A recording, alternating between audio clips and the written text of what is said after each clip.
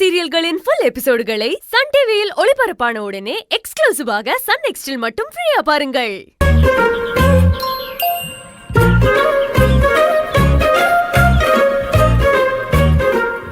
பாட்டி பாட்டு சொல்லி தர நேரம் இல்லைன்னு சொல்லிட்டு ஆபீஸ் போகாம அம்மா வாசல்ல நின்று எவ்வளவு நேரம் பேசுறாங்க பாத்தீங்களா?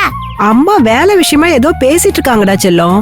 இல்ல, நீங்க போய் சொல்லி என்ன சமாதானப்படுத்த பாக்குறீங்க. உங்களுக்கு வர வர என்ன பிடிக்கவே மாட்டேங்குது. வேலை விஷயம்னா ஆபீஸ்ல போய் தானே பேசணும்.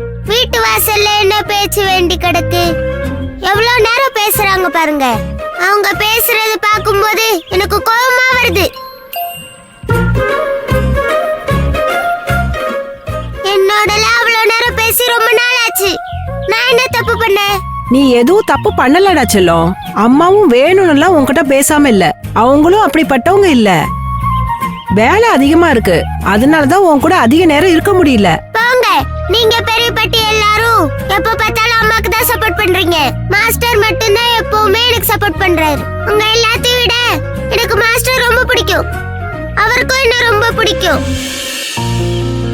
ரெண்டு பேருக்கும் ஒருத்தருக்கு ஒருத்தர் பிடிச்சிருக்கிறது சந்தோஷம்தான். இருந்தாலும் கார்த்திக் தான் உன்னோட அப்பான்னு எனக்கு தெரிஞ்சும் என்னால சொல்ல முடியலையே. பாத்தீங்களா, மாஸ்டர் எனக்கு மட்டும் சப்போர்ட் பண்றாருன்னு சொன்னது உங்களால எதுவுமே பேச முடியல. அப்ப நான் சொல்றது உண்மைதானே? அவர் மட்டும்தான் உண்மையாவே மேல பாசம் வச்சிருக்காரு. அப்படி இல்லடா தமிழ். எங்களுக்கும் உன்னை ரொம்ப பிடிக்கும், உன் அம்மாவுக்கும் உன்னை ரொம்ப பிடிக்கும். இல்ல, அம்மாவுக்கு என்ன பிடிக்கல. அப்படி அம்மாவுக்கு என்ன பிடிச்சிருந்தா அவங்க என் கூட தானே இருக்கணும். ஆனா அவங்க தான் என் கூட இருக்கவே மாட்டேங்கிறாங்களே. எங்க அப்பாவும் கலெக்டரா இருந்தப்போ சுந்தரி அம்மா மாதிரியே எப்ப பார்த்தாலும் வேலை வேலைன்னு போய்கிட்டே இருப்பாங்க. என் கூட டைம் ஸ்பெண்ட் பண்ணவே மாட்டாரு. ஆனாலும் உள்ளுக்குள்ள மேல பாசம் அதிகமா இருக்கும். எனக்கு என்ன பிடிக்கும் பிடிக்காதுன்னு நல்லா தெரிஞ்சு வச்சிருப்பாரு. என் அம்மாவுக்கும் அதெல்லாம் தெரியும். இருந்தாலும் அவங்களுக்கு என் மேல பாசம் இல்ல. அதான் உண்மை. உங்க அம்மாவுக்கு உன் மேல பாசம் இருக்கு. நீ வேணா பாரு, அவங்க உனக்கு பாய் சொல்லுவாங்க. அதெல்லாம் சொல்ல மாட்டாங்க. அவங்களுக்கு என் மேல பாசமே இல்ல. நீ வேணா பாரு, கண்டிப்பா அவங்க உனக்கு பாய் சொல்லுவாங்க. சரி பாப்போம்.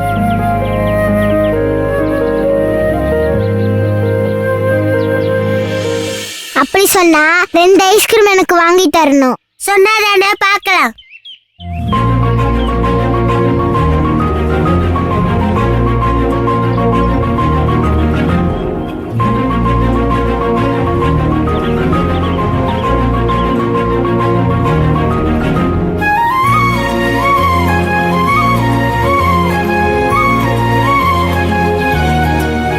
பாய் ஏ பாய்.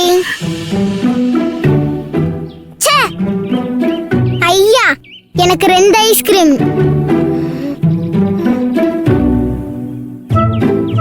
சரி வாங்க போலாம், வாங்க. வாங்க வாங்க. சரி, ஆசிரமத்துல தான் தங்கி இருப்பாங்க.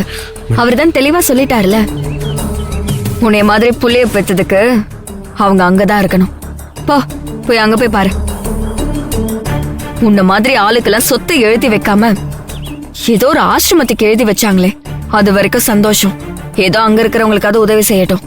இல்ல மேடம், இங்க பாரு, உன்கிட்ட இவ்ளோ நேரம் பேசினதே தப்பு. தயவு செஞ்சு கிளம்பி போயிரு. மேற்கொண்டு என்னை டென்ஷன் ஆக்காத. நீ யாருன்னு தெரியாம உன்கிட்ட இவ்ளோ நேரம் பேசிட்டு இருந்த. இல்ல மேடம், நான் சொல்றத ஒரு நிமிஷம். உன்ன மாதிரி புள்ளைய பெத்ததுக்கு அந்த அம்மா ஆசிரமத்திலயாவது இருக்காங்களேன்னு சந்தோஷப்படு. பேசாம அங்க போ, உங்க அம்மாவை மன்னிக்க சொல்லி கேளு. மேடம் ஒரு நிமிஷம் மேடம். நான் அங்க போனேன் மேடம்.